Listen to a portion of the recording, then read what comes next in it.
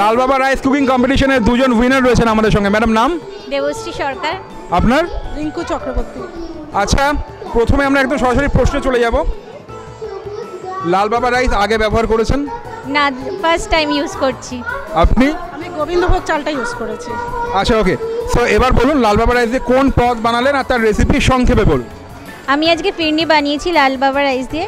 রাইসটাকে আমি গ্রাইন্ডারে গুঁড়ো করে সেটা দুধের সাথে মিক্স করে এবং তার সাথে ঘি, চিনি এবং কেসার, ফুড কালার দিয়ে যেভাবে মানে মিডিয়াম আছে ওটাকে ধীরে ধীরে ওটাকে কুক করা হয়েছে। আশা করি জাজিদের ভালো লেগেছে। আচ্ছা, এবার আমি একটা প্রশ্নে যাব যে এর আগে আপনি লাল বাবা রাইসের গোবিন্দভোগ চাল ব্যবহার করেছেন বললেন, তাই তো? আপনি করেছেন। আচ্ছা, কি ভালো লেগেছে, মানে লাল বাবা রাইসের সঙ্গে অন্য রাইসের পার্থক্য কি? আমার স্মেলটা খুব ভালো লেগেছে। ওই মানে গোবিন্দভোগ চালের অন্যান্য চাল আমি এই স্মেলটা এতটা ভালো পাইনি যেটা এটাতে লেগেছে। দ্যাটস ওয়াই আমি যখন বাসন্তী পোলাওটা করি এখন ওই রাইসটা দিয়েই করি।